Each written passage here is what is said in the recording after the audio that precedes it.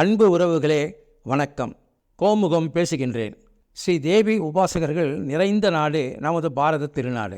இப்பதிவில் மகாகவி காளிதாசர், பகவான் ராமகிருஷ்ண பரமஹம்சர், வீரத்துறவி சுவாமி விவேகானந்தர், ஆதிசங்கரர், ஸ்ரீ மூககவி ஆகியோரின் சிறப்பு, திருக்கடவுர் ஆலய மகிமை, சிரஞ்சீவி மார்கண்டேயர் மற்றும் ஸ்ரீ அபிராமி பட்டரின் அருள் வரலாறு, அபிராமி அந்தாதியின் காப்புச்செய்யுள் மற்றும் முதல் பாடல் விளக்கம் என இத்தனையும் இணைந்த ஒரு முழுநீள சொற்பொழிவினை நான் உங்களுக்கு அர்ப்பணிக்கின்றேன். சென்னையில் அமைந்துள்ள பாடல் பெற்ற தலமான புகழ்பெற்ற திருவான்மியூர் அருள்மிகு திரிபுர சுந்தரி உடனாய மருந்தீஸ்வரர் திருக்கோயிலில் அடியே நிகழ்த்திய சொற்பொழிவினை பாட்காஸ்ட் வடிவில் உங்களோடு பகிர்ந்து கொள்வதில் மகிழ்ச்சி அடைகின்றேன். முழுமையாக கேளுங்கள். அன்னை அபிராமியின் அருளை பெற்று உய்யுங்கள்.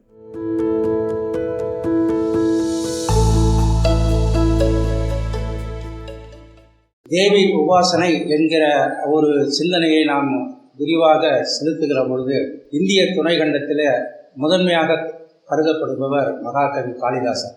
இந்திய தேசம் முழுவதும் மகாகவி காளிதாசரை நன்கு உணர்ந்தவர்களாக இருக்கிறார்கள்.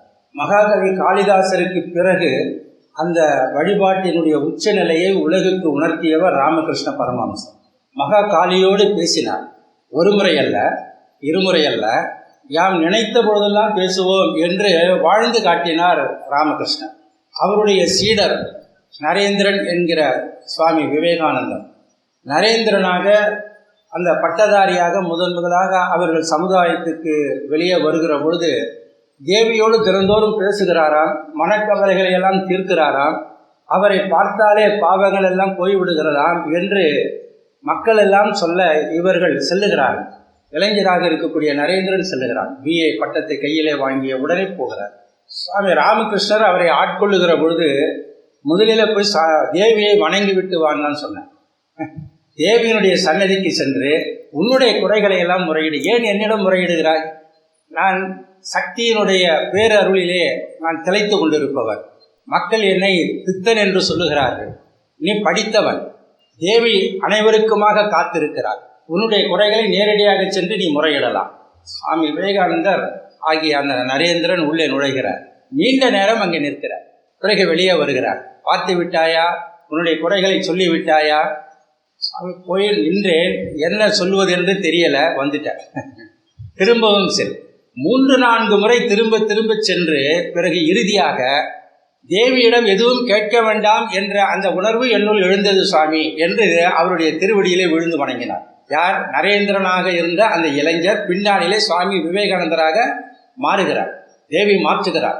ஞான துறவியாக, வீர துறவியாக, ஒரு ஆன்மீக காவலராக உலகம் முழுக்க அவர்கள் வெளியே வருகிறார்கள். அதற்கு அடித்தளமிட்டது தேவியினுடைய அந்த திருவுருவம். இன்றைக்கு அவருடைய நினைவு நாள். நினைவு நாள்னு சொல்லக்கூடாது, குரு பூஜைன்னு சொல்லலாம். ஆனால் உலகியல் பார்வையில் அவருக்கு நினைவு நாள் தான் சொல்லுகிறார். நம்முடைய ஆன்மீக உணர்வுடையவர்கள் குரு பூஜை என்று தான் சொல்ல வேண்டும். ஆகவே சான்றோர் பெருமக்களே, இன்றைக்கு தேவியோடு தினந்தோறும் பேசுகிற அந்த நல்ல பெருமையை பெற்ற தவச்சீலராக வாழ்ந்த அபிராமி பட்டர் அருளி செய்த அந்த அபிராமி அந்தாதியை நாம் சிந்திக்க இருக்கின்றோம். காளிதாசருக்கு பிறகு, ராமகிருஷ்ணருக்கு பிறகு அனைவருக்கும் தெரிந்த ஒரு தேவி உபாசகர் யார் என்றால் அபிராமி பட்டர் தான். அழகான தமிழ், எளிமையான தமிழ், உணர்வு மிகுந்த தமிழ். அது போன்ற தமிழை நீங்கள் அனுபவிப்பது கொடுத்து வைக்கணும். படிக்கிற பொழுதே வார்த்தைகளோடு நாம் உறவாடுகிற பொழுதே அந்த உணர்வை பெறுவோம். உணர்வை பெறுகிற பொழுதே தேவியினுடைய பரிபூர்ண அருளுக்கு ஆளாவோம். அதுபோல சுவாமிகள் அருளி செய்திருக்கிறார்கள். இந்த அபிராமி அந்தாதியை அருளி செய்த அந்த நேரம் கூட ஒரு சங்கல்பத்தோடு, ஒரு தெய்வீக காரியத்தை நிறைவு செய்ய வேண்டும் என்ற உறுதியான எண்ணத்தோடு, சங்கல்பம் என்றால் உறுதியான எண்ணம், அந்த உறுதியான எண்ணத்தோடு அந்த அபிராமி அந்தாதியை தொடங்குகிற அந்த பணியை அவர்கள் செய்கிறார்கள். அந்தாதி என்றாலே 100 பாடல்களை அடங்கியது. அந்தாதியினுடைய இலக்கணம் என்ன என்றால் முடிவு, தொடக்கம். ஒரு பாடலினுடைய முடிவு என்ன அடியாக சொல்லாக வருகிறதோ அந்த சொல்லை வைத்து அடுத்த பாடலுக்கு தொடக்கமாக வரும். இப்படி 100 பாடல்கள் தமிழ் இலக்கணத்தில் அமைந்த ஒரு ஞான கருவூலங்கள். அந்த பகுதிகள் எல்லாம் பல்வேறு அந்தாதிகள் நம்முடைய உலகிலே இருக்கிறது. சமய உலகிலே மிக அதிகமான அந்தாதிகள் நிறைந்த ஒன்று. அதில் அபிராமி பட்டர் இந்த இலக்கண மரபிலே அமைந்து அவர் அந்த அபிராமிக்கு அந்த ஞான மாலையை சாத்துகிறார்கள். அப்படி அந்த ஞான மாலையை சாத்துகிற இடம் எது என்றால் திருக்கடவுர். அவர் பிறந்தது திருக்கடவுர். குங்குளிய கலிய நாயனாரும் காரிய நாயனாரும் அவதாரம் செய்து முக்தி பெற்ற திருத்தலம் இந்த திருக்கடவுர். காவிரி தென்கரையிலே அமைந்திருக்கக்கூடிய 127 திருத்தலங்களிலே 47வது திருத்தலமாக அமைந்திருப்பது திருக்கடவுர். திருவாட்போக்கி, திரு கடம்பந்துறை, திரு பராய்த்துறை, திரு கற்குடி, திரு முக்கீச்சரம், திருச்சிராப்பள்ளி, திரு எறும்பியூர், திரு நெடுங்கலம், மேலை திருக்காட்டுப்பள்ளி, திரு ஆலம்பொழில், திரு பூந்துருத்தி, கண்டியூர் வீரட்டம், திரு சோற்றுத்துறை, திரு வேதிகுடி, திரு தென்குடி திட்டை, திரு புல்லமங்கை, திரு சக்கரப்பள்ளி, திரு கருகாவூர், திரு பாலைத்துறை, திரு நல்லூர், திரு ஆவூர் பசுபதீச்சரம், திரு சத்தியமுற்றம், திரு பட்டீச்சரம், திரு குடமுக்கு, திரு குடந்தை கீழ்கோட்டம், திரு குடந்தை காரோணம், திரு நாகேஸ்வரம், திரு இடைமருதூர், தென் தொங்காடுதுறை, திருநீலக்குடி, திரு வைகல் மாடக்கோவில், திருநல்லம், திரு கோழம்பம், திரு ஆவடுதுறை, திருத்துருத்தி, திரு அழுந்தூர், திரு மயிலாடுதுறை, திரு இளநகர், திரு பரியலூர் வீரட்டம், திரு செம்பன்பள்ளி, திரு நனிபள்ளி, திரு ஆலம்பொழில், திரு ஆக்கூர், திரு கடவுர் வீரட்டம், திரு கடவுர் மயான் என்கிற 47வது திருத்தலமாக காவிரி தென்கரையில் அமைந்திருக்கக்கூடிய 47வது திருத்தலமாக இந்த திருக்கடவுர் அமைந்திருக்கிறது. 48வது திருத்தலமாக திருக்கடவுர் மயானம் அமைந்திருக்கிறது.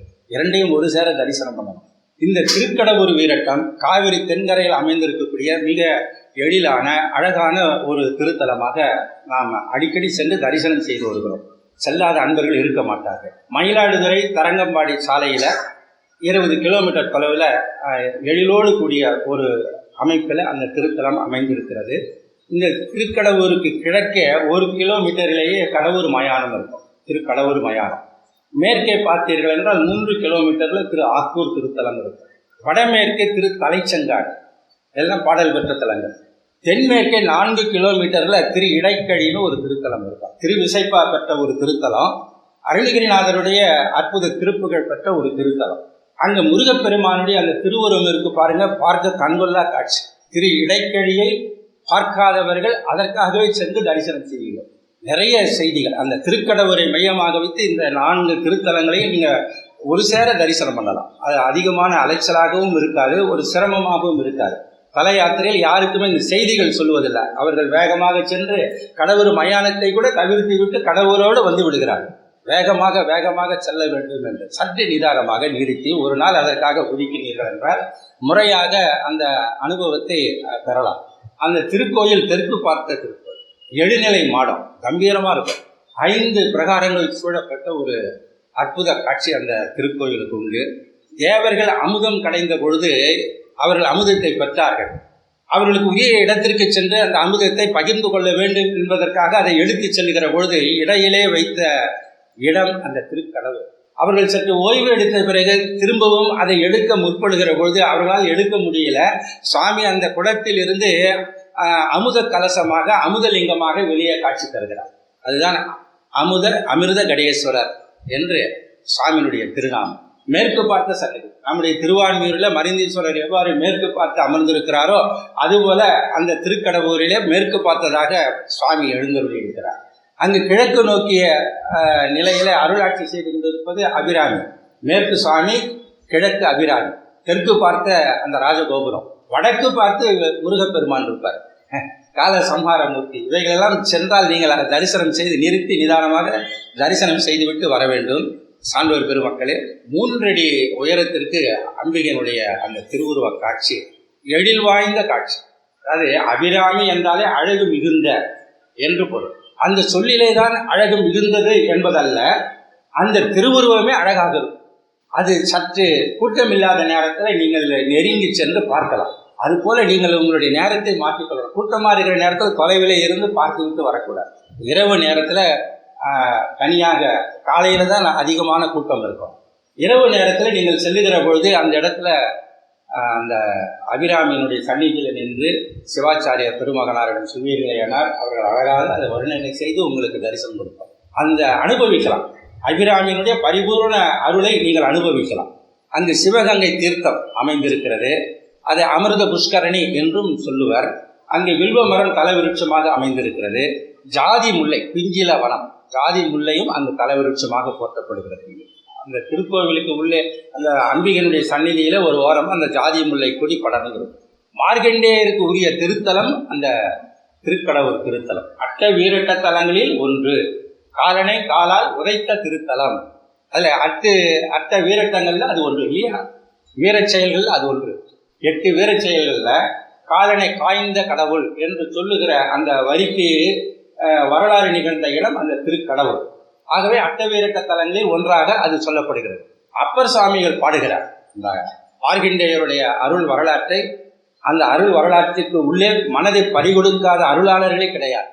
ஞானசம்பந்த பெருமானும் சரி, நாவுக்கரசர் பெருமானும் சரி, அவருக்கு பின்னால் வந்த சுந்தரரும் சரி, அவரை அடியொற்றி வருகிற அருளாளர்கள் வாழையடி வாழையென வந்த திருக்கூட்டம் என்று வள்ளல் பெருமான் சொல்லுகிறாரே, அந்த திருக்கூட்டத்தை சார்ந்தவர்கள் அத்துணை பேரும் மார்க்கண்டேயருடைய அந்த வரலாற்றை மறக்காமல் நினைவு கூறுவார். காரணம் என்னன்னா, நித்திய சஞ்சீவியாக இருக்கிறார். இறை பக்திக்கு சான்றாக இருப்பது அந்த மார்க்கண்டேயர். அவருடைய தந்தையார் மிருகண்டூயர், கௌசிக முனிவருடைய மகன். மகப்பேர் இல்லை, இறைவனிடம் முறையிடுகிறார்.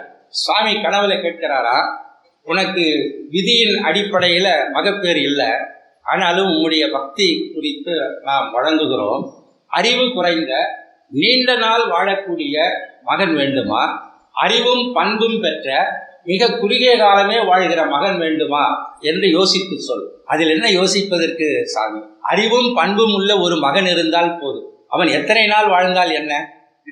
2 நாள் வாழ்ந்தாலும் கூட அந்த அறிவும் பண்பும் பெற்ற அந்த மகனால சமுதாயம் சீர்திருத்தம் பெறும், ஏற்றம் பெறும். ஆகவே அந்த நிலையில அவர் என்ன கேட்கிறாரா, எனக்கு அந்த மிக குறைந்த வயதாக இருந்தாலும் பரவாயில்லை, அறிவும் பண்பும் மிகுந்த மகனாக எனக்கு வேண்டும்னு கேட்கிறார். சுவாமி கொடுக்கிறார். அவருடைய அந்த குழந்தையினுடைய பெயர் தான் மார்க்கண்டேயர். வளர்கிறார், 16 வயது. அவன் வாழ்வு நிறைவாக போகிறது என்ற பதட்டத்துல அவர்களுடைய பெற்றோர்கள் அலமந்து போகிறார்கள். புரிந்து கொள்ளுகிறார், என்ன செய்தி என்பதை புரிந்து கொள்ளுகிறார். இதற்காக ஏன் நீங்கள் இவ்வளவு கவலைப்பட்டு கொண்டு இருக்கிறீர்கள், அதை நான் பார்த்துக் கொள்ளுகிறேன், நீங்கள் அதை பற்றி கவலைப்பட வேண்டாம் என்று மார்க்கண்டேயர் தல யாத்திரையாக புறப்படுகிறார். 108 திருத்தலங்களை தரிசனம் செய்வேன் என்ற அந்த மிக உறுதியான மனதோடு சங்கல்பத்தோடு அவர்கள் புறப்படுகிறார்கள். தலங்கள் தோறும் சென்று வழிபாடு செய்துவிட்டு இறுதியாக அவர் வந்தது எந்த இடம் அப்படின்னா 108வது இடம் திருக்கடவுள். அப்ப அவருக்கு அந்த 16 வயது நிறைவு பெறுகிறது, நெருங்குகிறது. தினந்தோறும் பூஜை செய்வார், 5 எழுத்தை உச்சரிப்பார். 5 எழுத்தை உச்சரிப்பவர்களுக்கு, தினந்தோறும் பூஜை செய்பவர்களுக்கு, சிவ சிந்தனையோடு இருப்பவர்களுக்கு காலன் எதையுமே செய்யாது என்று உலகுக்கு உணர்த்துகின்ற அந்த மிகப்பெரிய ஒரு தன்மையை மார்க்கண்டேயர் பெறுகிறார். அந்த அமிர்த கடேஸ்வரருடைய அந்த திருவுருவத்தின் மேலே அவர்கள் சுவாமி சதா காலமும் அபிஷேகம் செய்தவாறு கண்ணீரிட்டு அபிஷேகம் செய்தவாறு காட்சியளிப்பார். உரிய நேரம் வந்தது. அந்த உரிய நேரத்தில் சரியாக நாம் கூட என்ன செய்வோம், ஒரு இந்த 7:10க்கு இதை செய்யுங்கள் என்றால் நம்ம 7:10க்கு செய்ய மாட்டோம், 7:09க்கு செய்வோம், இல்லைன்னா 7:11க்கு செய்வோம், 12க்கு செய்வோம். கரெக்டாக அந்த 7:10 என்கிற அந்த நேரத்தை கடைபிடிக்கக்கூடிய ஆற்றல் அல்லது நினைவு அல்லது அக்கறை நமக்கு தவறி விடுகிறது. மிகுந்த சிரமப்பட்டு செய்யலாம், ஆனால் இயல்பாக நம்மளுடைய அன்றாட மனப்போக்கில் அதை கடைபிடிக்க முடியலை. 6:20க்கு புறப்பட வேண்டும் என்றால் 6:23க்கு புறப்படுகிறோம், அல்லது 6:25க்கு புறப்படுகிறோம். ஆனால் காலன் இருக்கிறானே, உரிய நேரம், அவ்வளோதான். 6:57 6:57க்கு அவனுடைய வேலை முடிந்தது. நிர்ணயம் செய்யப்பட்டதெல்லாம் பிறக்கும் பொழுதே நிர்ணயம் செய்யப்பட்ட ஒன்று. ஆகவே காலன் அந்த பணியை செய்ய வருகிற பொழுது மார்க்கண்டேயர் அழுத்தமாக உணர்வுபூர்வமாக சிவலிங்க திருமேனியை இறுக தழுவிக் கொள்ளுகிறார். நீ சிவலிங்க திருமேனியை இறுக தழுவினாலும் உன்னை விடேன் என்று அவன் காலபாசத்தை வீசுகிறான். அப்போதுதான் சுவாமி எழுந்தருளி காலனை உதைத்தார், மார்க்கண்டேயனை நித்திய சஞ்சீவியாக மாறும்படி அவர் பேரருளை கொடுத்தார் என்றது அற்புதம் நிகழ்கிறது. சான்றோர் பெருமக்களே, இது சாதாரண வரலாறு அல்ல. இந்திய திருநாடு முழுவதும் தினம் தினம் தினம் பேசுகின்ற ஒரு அற்புதமான ஒரு வரலாறு. குமரியில் இருந்து இமயம் வரையிலே பேசுகிற ஒரு வரலாறு ஒன்று இருக்குமேயானால் அது மார்க்கண்டேயருடைய வரலாறு. ஏனைய வரலாறுகள் பல அந்தந்த பிராந்தியத்துக்குள்ளேயே அடங்கி போகிறது. ஆனால் பிராந்தியம் கடந்து எல்லா இடங்களிலேயும் பேசுகிற ஒரு தன்மை மார்க்கண்டேயருடைய வரலாற்றுக்கு உண்டு. அவர் நித்திய சிரஞ்சீவி தன்மை பெற்றவர் என்ற அந்த நிலையில வாரியார் சுவாமிகள் சொல்லுவார்கள், எங்கெல்லாம் சிவபூஜை நிகழ்கிறதோ, எங்கெல்லாம் சிவனடியார்கள் ஒன்றாக திரண்டு இருக்கிறார்களோ அவர்களெல்லாம் மார்க்கண்டேயரை குறித்து தியானம் செய்ய வேண்டும். சிரஞ்சீவி தன்மை பெற்ற மார்க்கண்டேயர் அங்கே எழுந்தருளுவார், உங்களை எல்லாம் ஆசீர்வதிப்பார். ஆக சூட்சும வடிவிலே இன்றைய தினம் திருக்கடவுரை பற்றி நாம் சிந்திக்கிறோம். அந்த திருக்கடவுரில் பேரருளை பெற்ற அந்த மார்க்கண்டேயருடைய திருவடியை நாம் சிந்திக்கிறோம். அவருடைய அருள் வரலாற்றை பகிர்ந்து கொள்கிறோம். இந்த நேரத்தில் அவர் சூட்சுமமாக எழுந்தருளி நம்மை எல்லாம் நிச்சயமாக ஆசீர்வதித்துக் கொண்டிருப்பார். சான்றோர் பெருமக்களே, மிகவும் உணர்வு பூர்வமாக அடக்கத்தோடும் ஒழுக்கத்தோடும் அந்த வரலாறு சொல்லப்பட வேண்டும் என்று வாரியார் சுவாமிகளுடைய உள்ள விருப்பம். அதை பல இடங்களில் சொல்லியிருக்கிறார். ஆகவே அந்த அற்புதமான கருத்தை உங்களோடு பகிர்ந்து கொண்டு அடுத்ததாக அந்த திருக்கோயிலின் சிறப்பை சொல்ல வருகிற பொழுது தாயுமானவருடைய உள்ளத்தில் கூட இந்த மார்க்கண்டேயருக்கு அருள் பெற்ற அந்த அருள் வரலாறு அழுத்தமாக பதிந்துவிட்டது. கந்தர் அனுபூதி பெற்று கந்தர் அனுபூதி சொன்ன எந்த அருள் நாடி இருக்கும் நாள் எந்த நாளோன்னார். அருணகிரிநாத பெருமானை போல அவருடைய அனுபூதியை பெறுவதற்கு, அதாவது இறை அனுபவத்தை பெறுவதற்கு எந்த நாள் எனக்கு பெருமானே அப்படின்னு கேட்டார், ஏங்கினார். இங்க மார்க்கண்டேயருடைய வரலாற்றை அவர்கள் சிந்திக்கிற பொழுது மார்க்கண்டேயருக்காக அன்று மரளிப்பட்ட பாட்டை, மரளினா யமன், மரளிப்பட்ட பாட்டை உண்ணி பார்க்கில் அதை நுணுக்கமாக சிந்திக்கிற பொழுது அன்பருக்கு என்ன பயம்கான் பராபரமே, அன்பர்களுக்கு பயம் இல்லை என்று அந்த அற்புதமான ஒரு செய்தியை தாயுமானவர் பகிர்ந்து கொள்கிறார்கள்.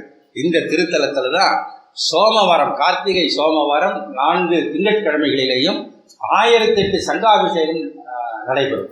ஆண்டுதோறும் நடைபெறும். மிக அதிகமான கல்வெட்டுகள் நிறைந்த ஒரு பழமையான திருக்கோயில் அந்த திருக்கடவுர் திருக்கோயில். பெரும்புலர் காலை மூழ்கி பித்தருக்கு பத்தராகி அரும்பொடு மலர்கள் கொண்டு ஆங்கு ஆர்வத்தை உள்ளே வைத்து விரும்பினல் விளக்கு தூபம் விதியினால் இடவல்லார்க்கு கரும்பினில் கட்டி போல்வார் கடவுர் வீரட்டனாரே என்று அப்பர் சுவாமிகள் சொல்லுகிற அந்த இந்த அமைப்பைத்தான் மார்க்கண்டேயர் பூஜை செய்தார். பெரும்புலர் காலை மூழ்கி அதிகாலை நேரத்தில் குளித்து பித்தருக்கு பத்தராகி, பித்தர் யார்? பித்தா பிறைசூடி பெருமானே அருளாளா சுந்தரமூர்த்தி சுவாமிகள் பாடினார். பித்தரே என்று சிவபெருமானை பாடினார். சுந்தரமூர்த்தி சுவாமிகளுக்கு என்ன அவ்வளவு உரிமை, அவரை போய் பித்தர் என்று பாடுகிறாரே என்று நீங்கள் கேட்கலாம். சுந்தரரா பாடினார்? சுந்தரர் கேட்கிறார், என்னென்று பாடுவேன் பெருமானே என்று அவர்கள் தவிக்கிற பொழுது, என்னை நீ அந்த திருமண மேடையிலே பித்தர் என்று சொன்னாய் அல்லவா, நீ என்ன பித்தனா என்று கேள்வி கேட்டாயே, அந்த பித்தர் என்ற சொல்லை வைத்தே நீ பாடத் தொடங்குன்னார். பித்தா பிறைசூடி பெருமானை அருளாளா எத்தான் மறவாதே இணைக்கின்றேன் மனத்து உன்னை வைத்தாய் பண்ணை தென்பால்வனை நல்லூர் அருள் துறையில் அத்தா உனக்கு ஆளாயினி அல்லே நடலாமே என்று அந்த பதிகத்தை தொடங்கினார். ஆக பித்தர் என்பது சிவபெருமானுக்குரிய பெயர். சொல்றாரு அப்பர் சுவாமி சொல்றாரு பாருங்க, அவருக்கு முன்பாக பித்தருக்கு பத்தராகி, அந்த பித்தனுக்கு பத்தராகி அரும்பொடு மலர்கள் கொண்டு அங்கு ஆர்வத்தை உள்ளே வைத்து, மலர்களை நாம் சன்னிதானத்துக்கு கொண்டு போறோம், ஏதோ ஒரு கடமை என்று நாம் கொண்டு போகக்கூடாது. ஆர்வத்தை உள்ளே வைத்து, ஆர்வம் அந்த மலர்கள்ல நம்முடைய ஆர்வம், இறைவனை வணங்குகிறோம், அவனோடு இரண்டர நினைந்து உருக வேண்டும், அவனுடைய பெருமையை நாம் பெற வேண்டும், பேரருளை பெற வேண்டும் என்ற அந்த ஆர்வத்தை அந்த மலர்களிலே நீங்கள் சமர்ப்பிக்கிறோம். எண்ணங்களுக்கு வலிமை அதிகம். கையிலே மலர் இருக்கலாம், ஆனால் மலரை நாம் ஒரு மிஷின் போல கொடுக்கக்கூடாது.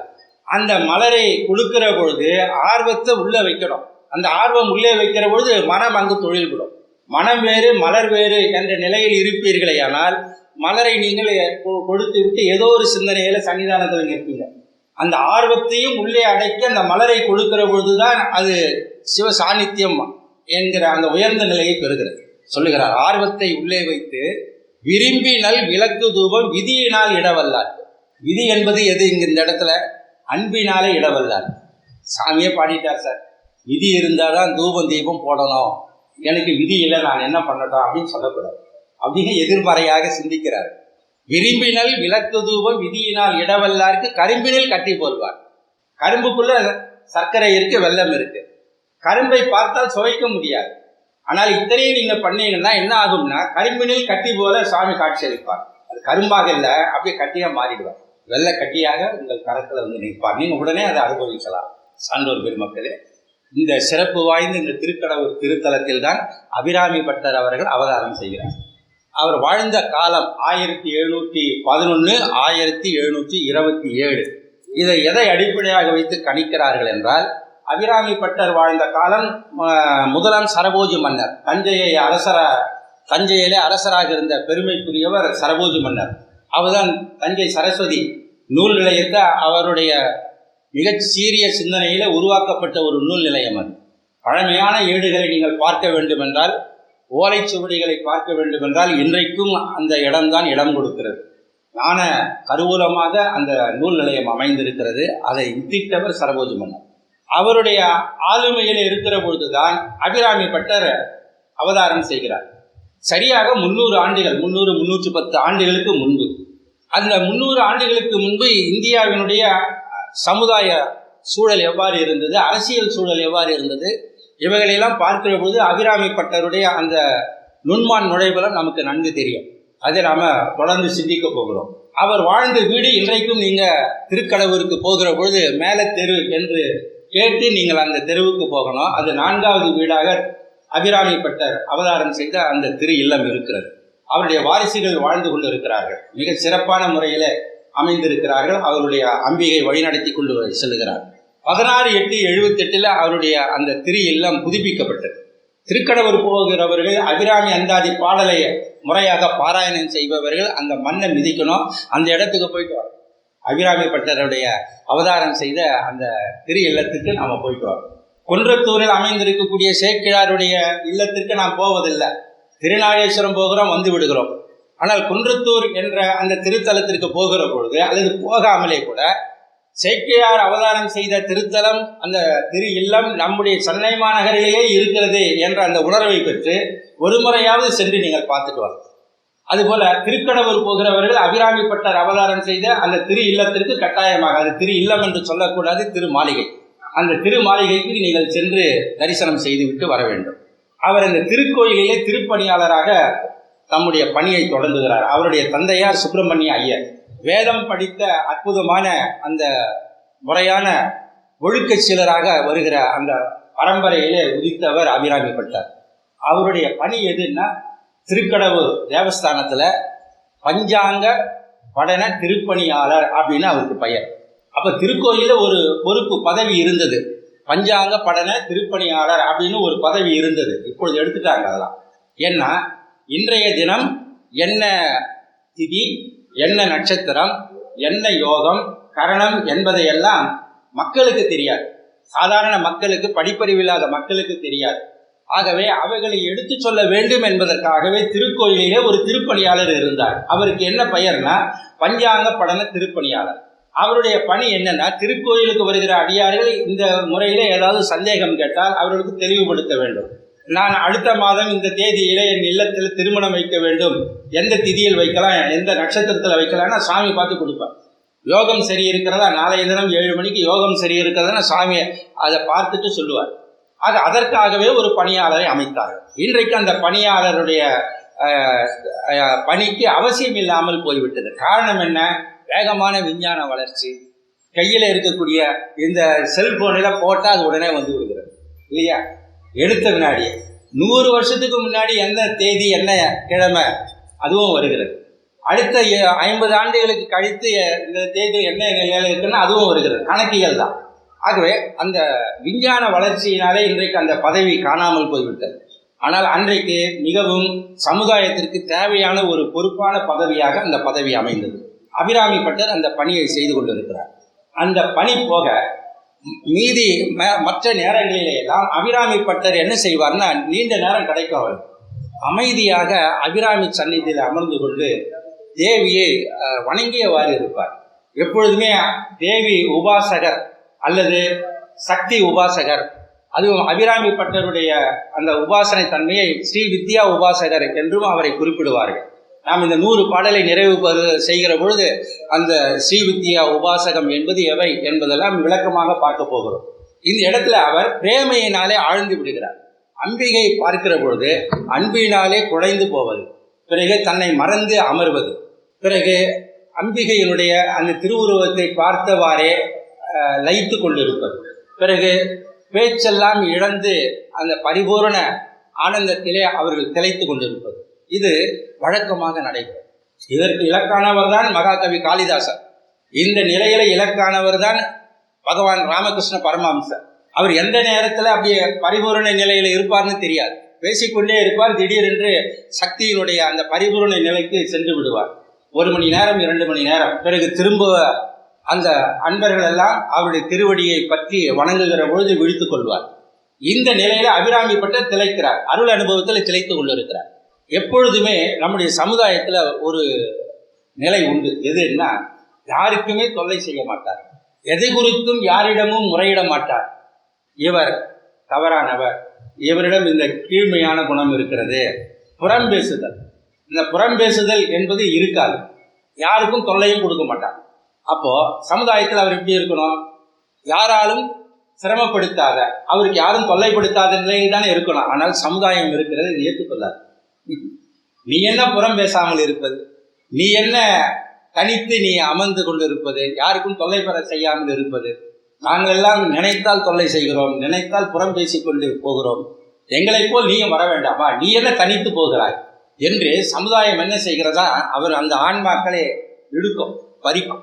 அபிராமி பட்டர் அந்த அனுபவத்துக்கு ஆளானார். அவரோடு இருப்பவர்கள், அந்த திருக்கோவிலிலே இருப்பவர்களே இவருடைய பரிபூர்ண அந்த ஆனந்தத்தில் இவர்கள் திளைத்து கொண்டிருக்கிற அந்த காட்சியை பார்த்துவிட்டு அவர்கள் என்ன செய்கிறார்கள்? நாம் சொன்னோமே பித்தர் என்று, அவன் ஒரு பைத்தியக்காரன், மனம் பேதலித்தவன், எந்த நேரத்தில் எப்படி பேசுவான், எதை குறித்து சிரிப்பான் என்பதே தெரியாது. ஏதோ அந்த அபிராமியினுடைய சன்னிதியிலே நின்று கொண்டு நீண்ட நேரம் காலத்தை கழித்து கொண்டிருக்கிறான் என்று அவரை பற்றி ஒரு தவறான மதிப்பீடு அல்ல, ஒரு பச்சையான மதிப்பீடு அவர்கள் வெளிப்படுத்தினார்கள். அவர் ஒரு பித்தர் என்றும் முத்திரை குத்தினார். இந்த சூழ்நிலையில் அதை பற்றி அவர் கவலைப்படலை. அபிராமி பட்டர் எதை குறித்தும் கவலைப்படவில்லை. அதனால் தேவி உபாசகர்கள் எப்பொழுதுமே பிறருடைய மனதிலே இருப்பதை புரிந்து கொள்கின்ற ஆற்றல் தேவி வழங்கி விடுவார். தேவி உபாசகத்தில் முதலாக அந்த ஆன்மா பெறுகிற ஒரு சக்தி எதுன்னா, பிறர் மனதிலே என்ன இருக்கிறது என்பதை புரிந்து கொள்கிற ஆற்றல். மகாகவி காளிதாசர் கங்கையில நீராடி கொண்டு இருக்கிறார். அவர் அகப்பூஜை செய்வார், உள்ளத்திலேயே வழிபாடு செய்து பேறு பெறுகிற நிலை. புற வழிபாட்டை தவிர்ப்பார், அக வழிபாட்டை முன்னிலைப்படுத்துவார், நிறைய ஸ்லோகங்களை வெளிப்படுத்துவார். தேவியினுடைய பரிபூர்ண இலக்குக்கு ஆளானவர் என்றும் காளிதாசன் என்றும் பெயரை சுமந்து கொண்டிருக்கக்கூடிய அவர் நீராடுகிற பொழுது அந்த நீரோட்டத்தின் கீழ்ப்பகுதியில ஒரு மறையவர் நீராடுகிறார். அவர் என்ன செய்கிறார்? அவரும் இந்த அக வழிபாட்டிலே உயர்ந்தவர். அவர் என்ன செய்கிறார்னா, நீராடுகிற பொழுது அந்த கழுத்தளவு நீரிலே, மார்பளவு நீரிலே நின்று கொண்டு அவர்கள் அந்த பூஜையை செய்கிறார்கள். அம்பிகை எழுந்துருள வைத்தார்கள், அபிஷேகத்தை தொடங்கினார்கள். ஒவ்வொரு அபிஷேகமாக நிறைவு பெற்றது. பிறகு அலங்கார பகுதிக்கு வருகிறார், அலங்காரம் நிறைவு பெறுகிறது. இறுதியாக மாலை சார்த்துதல் என்ற அந்த உயர்ந்த பகுதிக்கு உள்ளே நுழைகிறார். அப்படி உள்ளே நுழைகிற பொழுது மாலை சார்த்தி விட்டு கிரீடம் வைக்கணும். இவர் என்ன செய்கிறார்? அன்றைய தினம் கிரீடம் வைத்து விட்டார், பிறகு மாலையை சாத்துவது எவ்வாறு என்று தவித்துக் கொண்டிருக்கிறார். அமைத்த கிரீடத்தை திரும்பவும் எடுக்கக்கூடாது, மாலை இடுகிற நேரத்தில் கிரீடம் சாயக்கூடாது. ஆகவே மாலையை கழுத்திலே அணிவித்து விட்டு பிறகு கிரீடம் வைப்பதுதான் முறையாக இருந்தது. ஆனால் இன்றைய தினம் என்னவோ தெரியவில்லையே, நாம் இவ்வாறு தவறு செய்து விட்டோமே, கிரீடம் எடுப்பதா அல்லது கிரீடம் அந்த மாலையே இல்லாமல் இன்றைக்கு கிரீடத்தோடு சாமி இருக்கட்டுமா அப்படின்லாம் அவருடைய உள்ளத்துல ஓடுகிறது எண்ணங்கள்.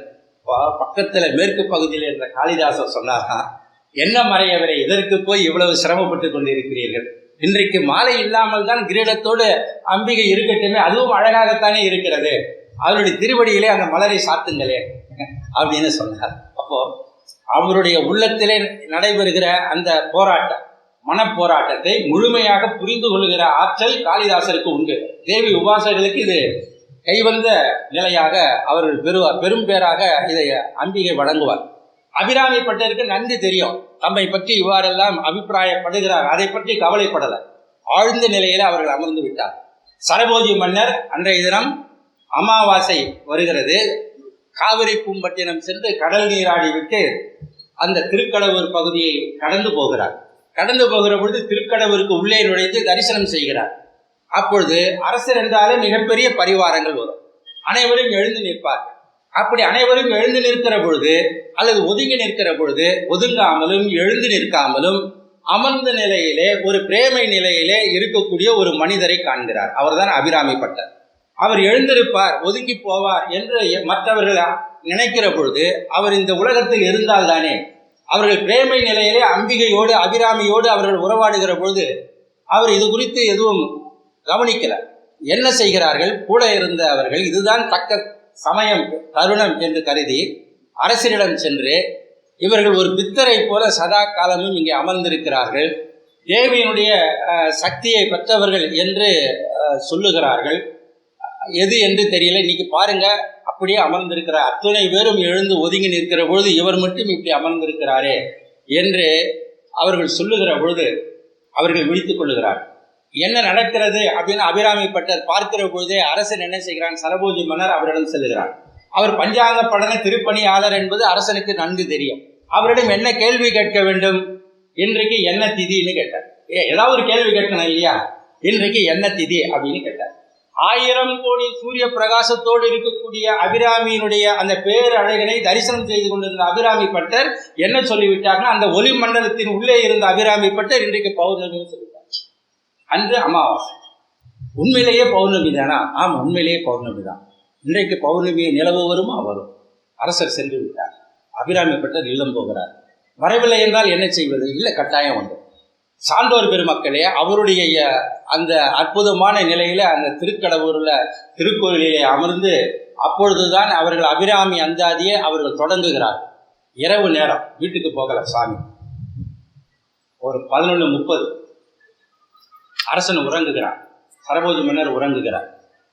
அவருடைய கனவிலே அம்பிகை பிரசன்னமாகிறார். அபிராமி பிரசன்னமாகிறார். உனக்கு என்ன சந்தேகம்? இன்றைக்கு பௌர்ணமியா என்று கேட்டாயே, அவரை போய் கேட்டாயே பௌர்ணமி என்று. இதோ பார் பௌர்ணமி என்று தம்முடைய தோடை விண்ணிலே எடுத்து வீசுகிறாள். அது பௌர்ணமி நிலவாக காட்சி தருகிறது. போதுமா? உன் சந்தேகம் நிறைவு பெற்று விட்டதா? அந்த திருவுருவம் மறைந்து போகும். பதறி போகிறார்.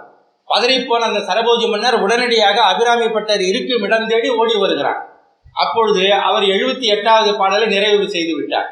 மன்னன் இவ்வாறு செய்தி சொல்லுகிறார். சுவாமி, இன்றைய தினம் பௌர்ணமியா என்று கேட்டேன். அம்பிகை என் கனவிலே இந்த தோட்டினை வீசி பௌர்ணமி என்ற அந்த நிலையை பார் என்றால், வெளியே பார்க்கிற போது வானப்பகுதி எல்லாம் அற்புதமான முறையிலே அந்த நிலவு தோன்றுகிறது. சுவாமி, வந்து பாருங்கள். மக்கள் எல்லாம் மகிழ்ச்சி அடைகிறார், பிரமித்து நிற்கிறார்கள். அப்பொழுது 78வது பாடலை நிறைவு செய்த அபிராமி பட்டர் என்ன செய்கிறார்? 79வது பாடலை எழுதணும் இல்லையா? அப்போ எழுதுகிறார் பாருங்க. விழிக்கே அருளுண்டு அபிராமி வள்ளிக்கே, விழிக்கே அருள் உண்டு, அவளுடைய கண்ணுக்கு அருள் உண்டு. ஒரு கடைக்கண் பார்வை பார்த்தா போதும், உன் பாவம் எல்லாம் தொலைந்து போகும். அஷ்ட ஐஸ்வர்யங்களையும் உன்னுடைய இல்லத்தில் நிரம்பி வழியும். விழிக்கே அருளுண்டு அபிராமி வள்ளிக்கு, வேதம் சொன்ன வழிக்கே வழிபட நெஞ்சுண்டு எமக்கு. அவர் யார்? வேத விற்பனர். அந்த மறைவர் குலத்திலே தோன்றிய மிகச் சிறந்த ஒரு ஒழுக்க சீலர். வேதம் சொன்ன வழிக்கே வழிபட வழியுண்டு. வேதம் என்ன சொல்லுகிறது? என்ன விதிமுறைகளை வகுக்கிறது? அன்போடு உணர்வோடும் ஒழுக்கத்தோடும் உன்னுடைய வாழ்வை அமைத்து கொண்டு முறையாக இன்ன முறையிலே இறைவனை வணங்க வேண்டும் என்று வழிகாட்டுவதுதானே வேதங்களும் ஆகமங்களும். அந்த வேதம் சொன்ன வழிக்கே வழிபட நெஞ்சுண்டு எமக்கு. அந்த வழியிலே வழிபடுகிற அந்த நெஞ்சு, உரைப்பான நெஞ்சு என்னிடம் இருக்கிறது. அவளுடைய கண்ணுக்கு அருள் உண்டு, அவளுடைய விழிக்கு அருள் உண்டு, என்னுடைய நெஞ்சுக்கு அவனை வழிபடுகிற அந்த தன்மை உண்டு. அடுத்து சொன்னார் பாருங்க. இது ரெண்டும் இருந்ததுனால தான் அவ்வழி கிடக்க, அந்த வழி இருக்க, பழிக்கே சுழன்று வெம் பாவங்களே சுமந்து வாழ் நரக குடிக்கே அழுந்தும் கயவர்தம்மோடு என்ன கூட்டு இனி என்ன. 79வது பாடல்ல பேரருளை பெற்ற அபிராமி பட்டர் வியந்து நிற்கிற பொழுது என்ன சொல்லுகிறார்னா, அபிராமியினுடைய திருவிழிக்கு அருள் உண்டு, வேதம் சொன்ன வழியிலே வழிபடுகிற நெஞ்சு எமக்கு உண்டு. இந்த வழி கிடக்க இந்த நிலையிலே நான் இந்த கயவர்களுடைய கூட்டு எனக்கு எதற்குன்னு கேட்டார். அம்பிகை காட்சி தருகிறார். பரிபூர்ண நிலையிலே முழு நிலவாக காட்சி தருகிற பொழுது, அதை அனுபவித்துக் கொண்டிருக்கிற பொழுது, எம்மை சுற்றி இருக்கக்கூடிய கயவர்கள் இருக்கிறார்களே, புறம் பேசுபவர்கள் இருக்கிறார்களே, அவர்களோடு எச்சரிக்கையாக இருங்கள், அவர்களோடு கூட்டி வைத்துக் கொள்ளாதீர்கள், கலந்து விடுவார்கள், எச்சரிக்கையாக இருங்கள். நம்முடைய நண்பர்களுடைய கூட்டத்தை அப்பப்போ அலசணுமா?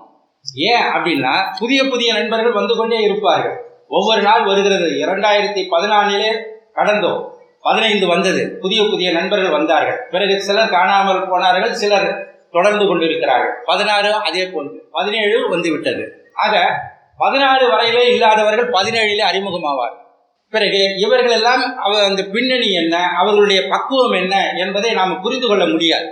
ஆகவே நம்முடைய நண்பர்களுடைய பட்டியலில் அவ்வப்பொழுது பரிசீலனை செய்து அதை நாம எவரை ஏற்றுக்கொள்வது, எவரிடமிருந்து தம்மை விடுவித்துக் கொள்வது, எதிர்ப்பதல்ல.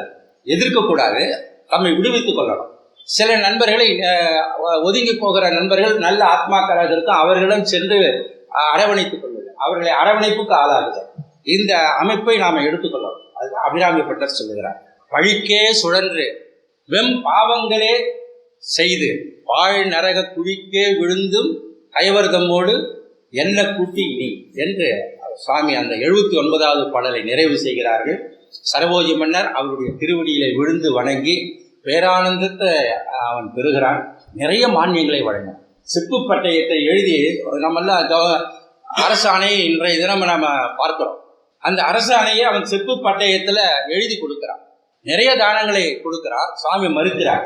அபிராமி பட்டர் ஏற்றுக்கொள்ளலை. மிகுந்த சிரமப்பட்டு அவரை மன்றாடி, சுவாமி, குடும்பத்திற்கு நாம் கொடுக்கக்கூடிய நெல்லை நீங்கள் உணவாக ஏற்றுக்கொள்ள வேண்டும், அதற்காவது எனக்கு அனுமதி தாருங்கள் தான். அந்த ஒன்றுக்கு அனுமதி தாருங்கள் தான். வேலிக்கு 8 நாழி நெல் வழங்குவதற்கு செப்பு பட்டயத்தை எழுதி அந்த உத்தரவை அவன் கொடுத்தான்.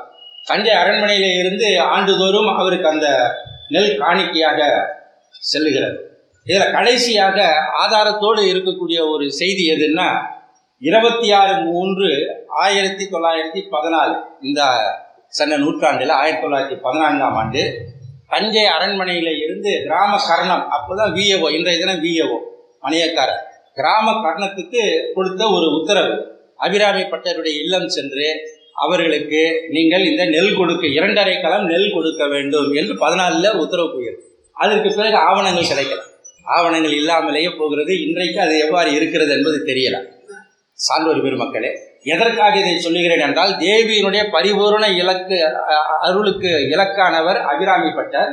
அந்த நாடாளு மன்னனே அவருடைய திருவடியில விழுந்து வணங்கி அவரை ஆற்றுப்படுத்துகிறான் என்ற அந்த நிலையை பார்க்கிறோம். அபிராமி பட்டர் வெறும் அபிராமி அந்தாதியை மட்டும் வெளிப்படுத்தல.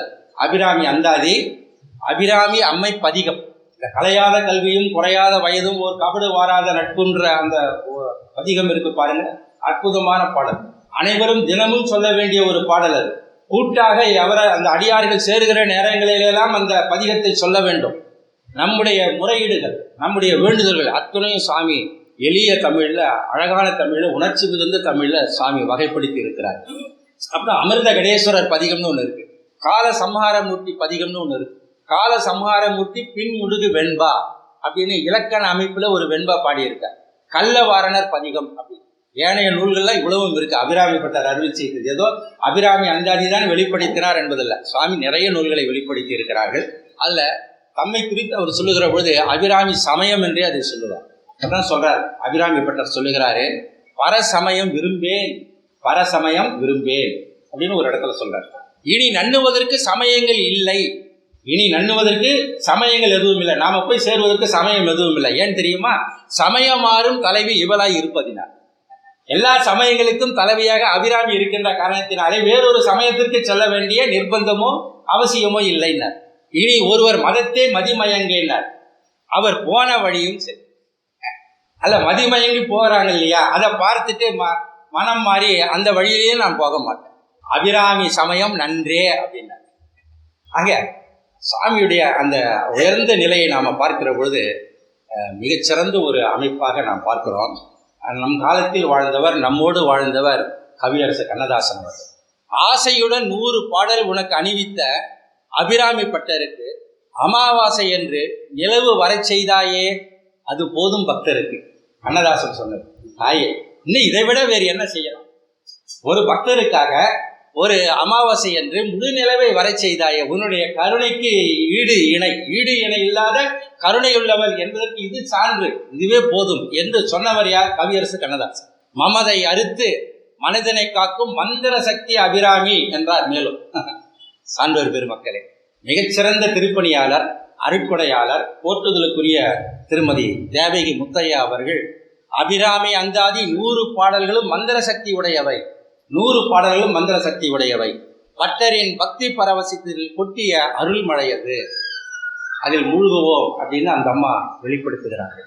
டாக்டர் மூவா அவர்களுக்கு பிறகு 2 எழுத்தாலே சுட்டி காட்டப்பட்ட பெருமைக்குரியவர் டாக்டர் சி பாலசுப்ரமணியம், முன்னாள் துணைவேந்தர், மிகச்சிறந்த தமிழறிஞர். கார் உள்ளளவும் கடல் நீர் உள்ளளவும் பார் உள்ள அளவும் வாழும் கீர்த்தி பெற்ற இலக்கியம் அபிராமி அந்தாதி என்பது அவருடைய கணிப்பு. நம்முடைய வணக்கத்திற்கும் போற்றுதலுக்கும் உரிய தமிழறிஞர் முன்னாள் துணைவேந்தர் டாக்டர் அவ்வை நடராசன் அவர்கள் அடிக்கடி சொல்லுவார்கள், தமிழினுடைய பெருமிதத்திற்கு அணி சேர்க்கும் நூலிலே மகுடமாக இருப்பது அபிராமி அந்தாதி என்று வெளிப்படுத்துவார். நம்மோடு வாழ்ந்த கவியரசி சவுந்தர கைலாசம் அவர்கள் சொல்லுவார்கள், தமிழ் இனிய அபிராமி அந்தாதி. அபிராமி அந்தாதினால தமிழ் இனிக்கும் என்று சொல்லுவார்கள். நிகழ்ந்தகள் என்ற அந்த காலத்திற்கு பிறகு அந்த நிகழ்ந்தகளுடைய மறுபதிப்பாக அபிதான சிந்தாமணி என்ற மிகப்பெரிய ஒரு நூல் முதலாக அச்சிடப்பட்டு நமக்கு வழங்கப்பட்டது. சிங்காரவேலு முதலியார் அவர்களால் ஆங்கிலேயர்கள் காலத்தில் அதற்கு அபிதான சிந்தாமணின்னு பேர். அதுதான் டிக்ஷனரி, நிகழ்ந்தகளுடைய மறுவடிவம். அதில் அபிராமி அந்தாதியை பற்றி அவர்கள் எழுதுகிற பொழுது, அபிராமி அந்தாதி சொல் நோக்கமும் பொருள் நோக்கமும் பிராட்டி அருளும் தரத்தக்கது, இந்த நூலை முறையாக பாராயணம் செய்யுங்கள் என்று அந்த அபிதான சிந்தாமணியிலே சொல்லப்படுகிறது. ஆகவே சான்றோர் பெருமக்களே, இதுகாரம் திருக்கடவுருடைய பெருமை, அபிராமி பட்ட அருள் வரலாற்றினுடைய ஒரு சிறு பகுதி, பிறகு அபிராமி அந்தாதியினுடைய சிறப்புகள் குறித்த பல்வேறு அறிஞர் பெருமக்களுடைய சிந்தனைகள், இத்தனையும் நாம் சிந்தித்தோம். இப்பொழுது அபிராமி அந்தாதிக்கு உள்ளே அபிராமி பட்டருடைய திருவடியை வணங்கி உள்ளே செல்லுகிறோம். காப்பு செய்யும் அபிராமி அந்தாதியை தொடங்குவதற்கு முன்பாக காப்பு விநாயக பெருமானுடைய திருவடியை வணங்குவது என்ற அந்த இலக்கண மரபுப்படி அவர்கள் ஆரம்பிக்கிறார்கள். தாரமர் கொன்றையும் சண்பகமாலையும் சாத்தும் தில்லை ஊரலம்பாகத்து உமை மைந்தனே, உலகேழும் பெற்ற சீர் அபிராமி அந்தாதி எப்போதும் என் சிந்தையுள்ளே, தாரமர் மேனி கணபதியே நிற்க கட்டுரையே என்று அந்த காப்பு செயலில் சொல்லுகிறார். தாரமர் கொன்றையும் சண்பக மாலையும் சாத்தும் தில்லை, கோயில் என்றாலே தில்லை தான். இப்ப பாருங்க, சக்தி உபாசகர் எங்க போய் நிற்கிறார் பாருங்க, நடராஜ பெருமானுடைய அந்த பேரம்பலத்தில் போய் நிற்கிறார். ஏன்னா எல்லாமே இறுதியான ஒரு பார்வை அங்கு தானே, எல்லாம் ஒழுங்குகிற இடம் அங்குதான். சக்தி உபாசகராக இருக்கக்கூடிய காரணத்தினாலே எடுத்த உடனே தில்லையை நினைக்கிறார். அப்படி தில்லை நினைக்கிற பொழுது நடராஜ பெருமானுடைய திருவுருவத்தை சொல்லுகிறாரான திருவுருவத்தை சொல்லல, அங்கு என்ன சொல்லுகிறார், 2 மாலை சொல்லுகிறார், மலரை சொல்லுகிறார். கொன்றை மலர் மாலை, சண்பக மலர் மாலை. கொன்றை மலர் மாலை சிவனுக்கு உரியது, சண்பக மலர் மாலை அம்பிகைக்கு உரியது. ஆக இந்த 2ஐயும் கழுத்தில் அணிந்திருக்கிறாராம் எங்க நடராஜ பெருமான். தாரமர் கொன்றையும் சண்பக மாலையும் சாத்தும் தில்லை ஊரலம்பாகத்து உமை மைந்தனே என்று அந்த மலர் மாலைகளை அணிந்திருக்கக்கூடிய அந்த காட்சி இருக்கிறதே, கொன்றையும் சண்பகமும் என்ற நிலை பார்க்கிற போது அம்மையப்பராக இருக்கக்கூடிய அருள் வடிவம், அம்மையப்பராக இருக்கக்கூடிய அருள் காட்சியை காண்கிறார் நம்முடைய அபிராமி பட்டர். எல்லா அருளாளர்களுடைய உயர்ந்த நிலை என்ன, அந்த அம்மையப்பருடைய அருள் வடிவம் தான். இறைவன் அந்த அருள் வடிவத்தை தான் அடியார்களுக்கு காட்டி அவர்களை ஏற்றுக்கொள்வார். காதல் மடைப்பிடியோடும் களிறு வருவன கண்டே, கைலாய காட்சி அப்பர் சுவாமி எப்படி பார்க்கிறாரு, காதல் மடைப்பிடியோடும் களிறு வருவன கண்டேன் அப்படின்னார். அப்புறம் பேடை மயிலோடும் கூடி பிணைந்து வருவன கண்டேன்னார். பேடை மயிலோடு கூடி பிணைந்து வருவன கண்டேன், கண்டேன் அவர் திருப்பாதம் கண்டறியாதன கண்டேன்னார். ஆக குளத்திலிருந்து, திருவையாற்று குளத்திலிருந்து அங்குலமாக எழுந்து வருகிற அப்பர் சுவாமியுடைய கண்ணிலே அம்மையப்பராக இருக்கக்கூடிய அருள் வடிவம் காட்டப்பட்டது. அபிராமி பட்டர் இந்த தவசீலராக அமர்ந்து கொண்டு அந்த கடவுர் திருக்கோயிலில் அமர்ந்து கொண்டு தியானம் செய்கிற பொழுது அவருடைய தியானத்துல சுவாமி அம்மையப்பராக காட்சி தருகிறார். நடராஜ பெருமானுடைய திருவுருவம் நாம் எல்லாம் பார்க்கிற பொழுது நடராஜ பெருமான் வேறு, சிவகாமி அம்மை வேறு என்றுதான் நாம் நினைப்போம். ஆனால் நடராஜ பெருமானுடைய உருவத்திலேயே சிவகாமி அம்பிகை இருக்கிறது. அந்த உணர்வை நீங்கள் பெற வேண்டும். அதைத்தான் நீங்கள் சொல்லுகிறார். தாரமர் கொன்றையும் சண்பக மாலையும் சாத்தும் தில்லை ஊரலம்பாகத்து உமை மைந்தனே. யாரு? விநாயக பெருமான். உலகு ஏழும் பெற்ற சீர் அபிராமி அந்தாதி என் சிந்தையுள்ளே எப்போதும்.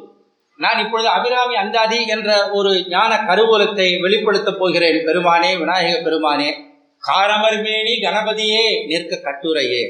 காரமர் மேனி, விநாயக பெருமானுடைய அந்த உருவம் இருக்கு பாருங்க, அந்த உருவம் இருக்கிறதே காரமர் மேனி. குளிர்ச்சி பொருந்திய மேகங்கள், மழை நீரை சுமந்து வருகிற மேகங்கள் இருக்கிறது பாருங்க. அது பார்க்கிற பொழுது வெண்மையும் கருமையும் இணைந்த ஒரு காட்சியாக இருக்கும். வெண்மை குறைந்தும் கருமை அதிகமாகவும் இருக்கும். அந்த திருமேனியோடு அங்க கணபதி பெருமான் வீற்றிருக்கிறார். நான் இப்பொழுது அருள்மழையாக அபிராமி அந்தாதியை நான் அருள்மழையாக பாடுவதற்கான அந்த பக்குவத்தை பெருமானே, அருள்மழையை நீ தந்தருள்க என்று அவருடைய திருவடியை பற்றி வணங்குகிறார். காரமர் மேனி கணபதியே நிற்க கட்டுரையே அப்படின்னா அன்னையை பாட வேண்டும், இன்னவாறு பாடு என்று உணர்த்துவது. எப்படியெல்லாம் பாட வேண்டும் என்று நீதான் உணர்த்தணும். நிற்க கட்டுரைன்னா அதான். ஒரு முறை இருக்குது இல்லையா? கட்டுரை என்பதை நாம் என்ன இப்போ கட்டுரை என்பதே இல்லை. முன்பெல்லாம் கட்டுரை ஒன்று எழுதுக அப்படின்னா முன்னுரைன்னு போடுவாங்க. அப்புறம் தோற்றம்னு வரும். ஒரு வரலாறு எழுதுகிறோம்னா தோற்றம், பிறகு கல்வி, பள்ளி வாழ்க்கை, கல்லூரி வாழ்க்கை, பிறகு பணியை செய்கிறது, அப்புறம் சமுதாய பணி செய்கிறது, நிறைவு அப்படின்னு சிறு சிறு தலைப்புகளாக அந்த கட்டுரையை கொடுப்பார்கள். அப்படி கட்டுரை எடுக்கிற பொழுது எந்த பகுதி நமக்கு தேவை என்பதை உணர்ந்து கொண்டு அதை எடுத்துக்கொள்வோம். அதுபோல இன்ன வகையிலே இந்த முறையிலே பாடு என்று என்னை நெறிப்படுத்த வேண்டும் என்று காரமர்மேனி கணபதியை பெருமான் வணங்குகிற ஒரு அற்புதமான தன்மை அந்த காப்பு செயலிலே பார்க்கிறோம். இந்த அபிராமி என்று அதனுடைய முதல் பாடல், உதிக்கின்ற செங்கதியில் உச்சித்திலகம் உணர்வுடையோர் மதிக்கின்ற மாணிக்கம் மாதுளம்போது மலர்கமலை துதிக்கின்ற மின்கொடி மென்கடி குங்கும தோயமென்ன விதிக்கின்ற மேனி அபிராமி எந்தன் விழுத்துணையே. தியான பாடல்ல அபிராமியினுடைய பரிபூர்ண உருவத்தை காட்டுகிறார். அவருடைய திருமேனி எவ்வாறு இருக்கிறது? உதிக்கின்ற செங்கதிர்னர். உதிக்கின்ற செங்கதிர் என்பது எது? அருணோதயம், உதயசூரியன் எடுகிற தன்மை. நீண்ட நெடிய அந்த கடல் பரப்பிலே நாம் சென்று நிற்கிறோம். கருநிற மேகங்கள் அதை சூழ்ந்தவாறு இருக்கிறது. அதை தொட்டுவாறு கடலையும் அந்த கருநிற மேகமும் இணைந்த பகுதியை நாம் பார்க்கிறோம். அப்பொழுது சூரியன் உதயமாகல. கன்னியாகுமரிக்கு செல்பவர்கள் இதை முழுக்க அனுபவிக்கலாம். ஏன் இங்கேயுமே நம்ம திருவான்மியூர் கடற்கரையிலும் இதை அனுபவிக்கலாம். காலையில் அந்த இடத்துக்கு போயிட்டு சூரியன் உதயமாவதற்கு முன்பாக அந்த கடல் பரப்பின் அருகே சென்று அந்த கரு மேகங்களையும் அந்த கருநீர வண்ண கடல் நீரையும் இணைந்த அந்த காட்சியை பாருங்கள். பிறகு அங்கிருந்து ஒரு பந்து போல சூரியன் மேலே மேலே வெளியே வருகிற அந்த காட்சி. சக்க செவேல் என்று வருகிற பொழுதே அந்த சக்க செவேல் என்ற நிறத்தோடு சூரியன் வருகிற அந்த காட்சி. நெருப்பு கோலம், நெருப்பு கோலம் அந்த குளிர்ந்த நீரை கிழித்தவாறு அது மேலே வருகிறது. மெல்ல மெல்ல அங்குலம் அங்குலமாக மேலே வருகிறது. ஆயிரம் ஆயிரம் கதிர்கள் வெளியே வருகிறது. அந்த கருநீர மேகங்கள் எல்லாம் காணாமல் போகிறது. அந்த கருநீர மேகங்களுடைய பகுதிகள் எல்லாம் அந்த செங்கதிர்கள் பற்றி கொள்கிறது. அற்புதமான அந்த உருவத்தை நீங்கள் பார்க்கலாம். இறைமையை பார்க்க வேண்டும் என்றால் அந்த அருணோதயமாக இருக்கக்கூடிய உதய சூரியனை நீங்கள் பாருங்கள். அம்பிகையினுடைய திருமேனிக்கு உருவம் வேண்டுமா, உங்களுக்கு உருவகம் வேண்டுமா, அந்த உதிக்கின்ற செங்கதிர் அதுபோல இருப்பாள். ஜெகஜோதியாக இருப்பாள். உதிக்கின்ற செங்கதிர். இந்த சௌந்தரிய லகரின்னு ஆச்சாரிய சுவாமிகள் வழங்கிய ஒரு அற்புதமான கருவூலம். அபிராமி அந்தாதிக்கும் சௌந்தரிய லகரிக்கும் நிறைய தொடர்பு. அதனுடைய மறுபிழிவு என்றே சொல்லலாம். இந்த அருணோதய பிரகாசம் போல அப்படின்னு நாம உதிக்கின்ற செங்கதிர்னு சொல்றோம் அல்லவா? அது ஆச்சாரிய சுவாமிகள் சொல்லுகிறாங்க. ஜெயதி கருணா காசி தருணா என்ற அந்த சௌந்தரிய லகரி பாடல்ல அருணோதயம் போல காட்சி தருகிற அந்த அம்பிகையை நான் பார்த்து வணங்குகிறேன் என்று சுவாமிகள் சொல்லுகிறார்கள். அந்த காட்சியை தான் ஆச்சாரிய சுவாமிகள் கண்ட அந்த அற்புத காட்சியை தான் அபிராமி பட்டதும் காண்கிறார். அருளாளர்களுக்கு ஒரே காட்சி தான். பின்னால் ராமகிருஷ்ணரும் இது போன்ற இதே அந்த செங்கதிர் காட்சியை தான் அவரும் கண்டார், அவரும் வெளிப்படுத்தினார். அதை சுவாமி விவேகானந்தர் வெளிப்படுத்தினார். ஒரு கட்டத்தில் வீதிகள் தோறும் பேசியவாறு விவேகானந்தர், இன்றைக்கு அவருடைய நினைவு நாள் குரு பூஜை, அந்த நிலையில சுவாமி சொல்லுகிறார், செம்மேனி நிறத்தோடு நீங்கள் ஏன் காவியாடை அணிந்திருக்கிறீர்கள் என்று கேட்டார்கள். அதுக்கு சுவாமி சொன்னாரே, எம்முடைய காலி செம்மேனி நிறத்தவள், அந்த நிறம் என்னோடு இருப்பதாகவே நான் பாவனை செய்து கொண்டிருக்கிறேன்னு அதுக்கு விளக்கம் கொடுத்துட்டு போயிட்டார். துறவுக்கு விளக்கம் அப்படி கொடுத்தார். படித்தவர் அல்லவா? அங்கு கேட்பவர்கள் குதர்க்கமாக கேட்கிறார்கள். அவருக்கு சரியான பதிலை சொல்ல வேண்டும் என்பதற்காக அதை சொன்னார். உதிக்கின்ற செங்கதிர் உச்சி திலகம், திலகமும் சிவப்பாக அந்த செம்மேனி நிறமாக அமைந்திருக்கக்கூடிய தன்மையை நாம் பார்க்கிறோம். உச்சி திலகம் உணர்வுடையோர் மதிக்கின்ற மாணிக்கம். அபிராமி அம்பிகையை ஒருவர் வணங்குகிறார் அப்படின்னா தேவி பேசுவார். கருணே வடிவமானவர், இறங்கி ஓடோடி வருவார். அப்போ அந்த ஆன்மா எப்படி இருக்கணுமா? உணர்வுடையோர் மதிக்கின்ற மாணிக்கம்னார். உணர்வுகளோடு இருக்கணும்னார். நல்ல உணர்வுகளோடு நீங்கள் இருப்பீர்களே ஆனால் திரிபுர சுந்தரி தாமாக உங்களை ஓடி வந்து உங்களை அரவணைத்துக் கொள்வார். உணர்வுடையோர் மதிக்கின்ற மாணிக்கம் மாதுளம் போது, மாதுளம் பூ, மாதுளம் சுளை உள்ளே எவ்வளவு சிவப்பு நிறமாக இருக்கிறது இல்லையா? அதை நினைத்துக் கொள்ளுங்கள். மலர் கமலை துதிக்கின்ற மின் பொடினர். கமலை, கமலம்னாலே தாமரை, தாமரை என்றாலே மகாலட்சுமி. அப்போ மலர் கமலைன்னு ஏன் சொல்லணும்? மலர் வேறு சொல்லணும், தாமரை வேறு சொல்லணுமா? தாமரை என்றாலே மலர் என்று நாம் புரிந்து கொள்ளுகிறோம். அதனுடைய நுட்பம் என்ன? வாகீச கலாநிதி கீவாஜா அவர்கள் எழுதுகிறார். என்ன எழுதுகிறார்கள்? மலர் கமலை என்ற அந்த நிலையில, தாமரை என்பது மகாலட்சுமி, மலர் என்ற அந்த நிலையை நாம் இணைத்து பார்க்கிற போது வெண்தாமரையை அங்கு குறிப்பிடுகிறார். வெண்தாமரையில் வீற்றிருப்பவர் யார்? சரஸ்வதி. ஆக வெண்தாமரையும் செந்தாமரையும் சரஸ்வதியும் மகாலட்சுமியாக துதித்து கொண்டு இருக்கிறார்களாம். யார? அபிராமி அம்பிகையை. அவர்கள் இருவரும் துதித்தவாறு இருக்கிறாங்க. அப்படி துதித்தவாறு இருக்கிற பொழுது அவர்கள் பார்க்கிறார்களா? பார்க்கிற பொழுது அபிராமியினுடைய உருவம் எவ்வாறு இருக்கிறதுன்னா மின் கொடினார். ஒரு கொடி எவ்வளவு கனமாக இருக்கும்? மிகவும் மென்மையாக இருக்கும். அதுவும் மின்னலாக ஒரு மின்னல் தோன்றி மறைகிறது பாருங்க, அது கொடி போல தானே வருகிறது. அந்த மின்னல் கொடி போல அம்பிகையினுடைய உருவம் இருக்கு. அந்த கொடி போன்ற உருவத்தை வெண்தாமரை அரசியான சரஸ்வதியும் செந்தாமரை அரசியான மகாலட்சுமியும் துதித்தவாறு இருக்கிறார்கள். மலர் கமலை துதிக்கின்ற மின் கொடி. அப்புறம் மென்கடி குங்கும தோயம் என்ன விதிக்கின்ற மேனி அபிராமி. மென்கடி குங்கும தோயம் என்றால் மென்மையான மனமுள்ள இந்த குங்குமப்பூ கரைத்த அந்த குழம்பு. குங்குமப்பூ என்ற அந்த தன்மை இருக்கு பாருங்க, மிகவும் சிவப்பாக இருக்கும். அடர்த்தியான சிவப்பு பார்க்கணும்னா நீங்க குங்குமப்பூவை நீங்க எடுத்து பார்க்கலாம். இந்த காஞ்சிபுரத்துல மூக கவின்னு ஒரு மிகச்சிறந்த ஒரு உபாசகர் இருந்தார், காமாட்சி உபாசகர். இதை 100 ஆண்டுகள் வாழ்ந்த ஆச்சாரிய சுவாமி இதை அடிக்கடி இந்த வரலாற்றை சொல்லுவார். அம்பாள் ஸ்லோகம் அவர் இயற்றியது எதுன்னா மூக பஞ்சசதி அப்படின்னு பேர். பஞ்சசதின்னா 5 அந்தாதிகள். அதுல ஒரு இடத்துல அவர் சொல்லுகிறார், காஷ்மீர ஸ்தபகோ மலாங்கலதா, காஷ்மீர குங்கும பூவை போல இருக்கிறாயே காமாட்சியே அப்படின்னு பாடுவது. இது ஆச்சாரிய சுவாமிகள் சொல்லிட்டு இந்த அம்பாலை தியானம் பண்ணுகிற பொழுது அம்பாள் தியானத்திற்கு உகந்த ஸ்லோகமாக இதை வைத்துக் கொள்ளுங்கள். சௌந்தர்ய லகரியிலே என்ன சொல்லுகிறார் ஆச்சாரிய சுவாமிகள்? ஆதிசங்கரர் அருணோதய காட்சியை கொண்டு வந்து காட்டுகிறார்.